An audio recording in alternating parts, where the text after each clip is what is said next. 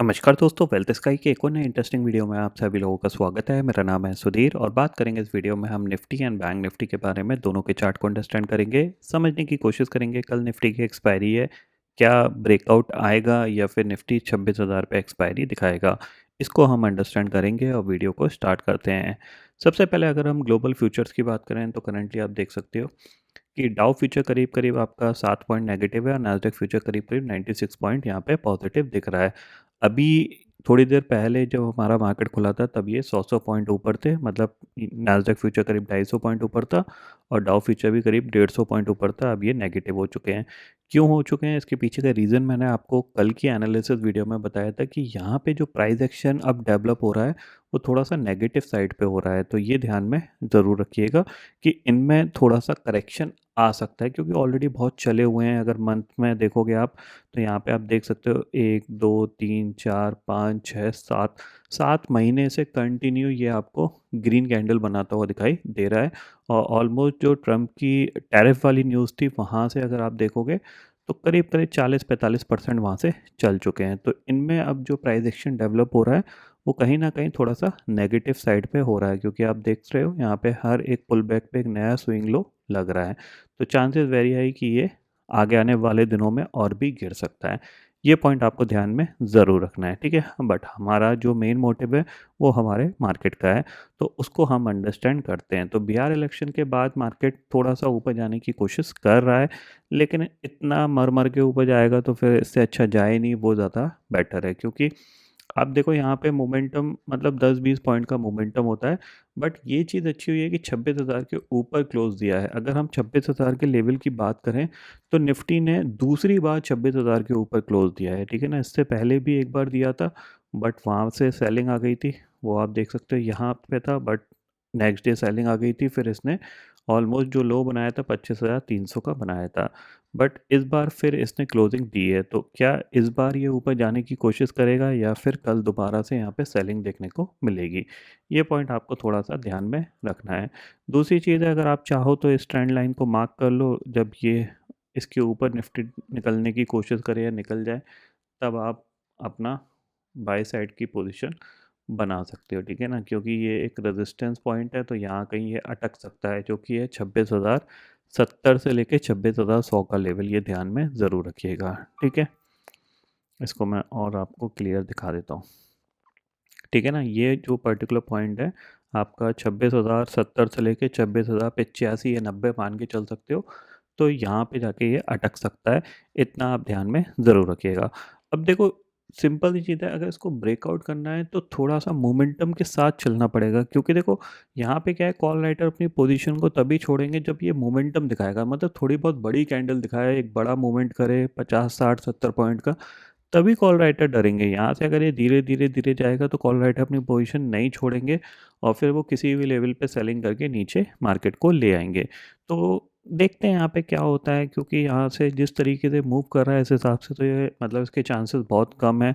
बहुत धीरे धीरे ये जाएगा, तो ये ध्यान में ज़रूर रखिएगा, ठीक है।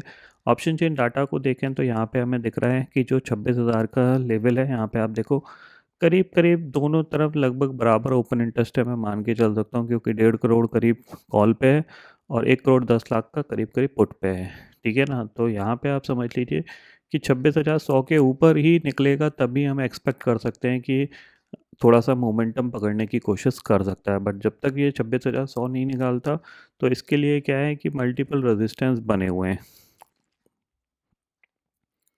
ठीक है ना। जैसे आपका 26,050 रेजिस्टेंस, फिर ये ट्रेंड लाइन रेजिस्टेंस, फिर 26,100 रेजिस्टेंस। तो वो चीज़ है। तो कल का दिन इसके लिए बहुत अच्छा है, क्योंकि कल एक्सपायर ही है। अगर कल ये मोमेंटम पकड़ना स्टार्ट करता है तो हो सकता है आपको लाइफ टाइम हाई की तरफ ये जाने की कोशिश करे। अदरवाइज़ ये अगर इसी तरीके से जाएगा धीरे धीरे धीरे धीरे तो इसको और भी टाइम लग सकता है, ये ध्यान में ज़रूर रखिएगा। अब मैं ये नहीं बोल रहा कि यहाँ पे इसको शॉर्ट कर दो, ठीक है ना। तो क्योंकि यहाँ पे शॉर्ट करने का कोई सेंस बन नहीं रहा। जब तक ये 25,900 के नीचे नहीं जाता तब तक आपको एग्रेसिव शॉर्ट नहीं करना है।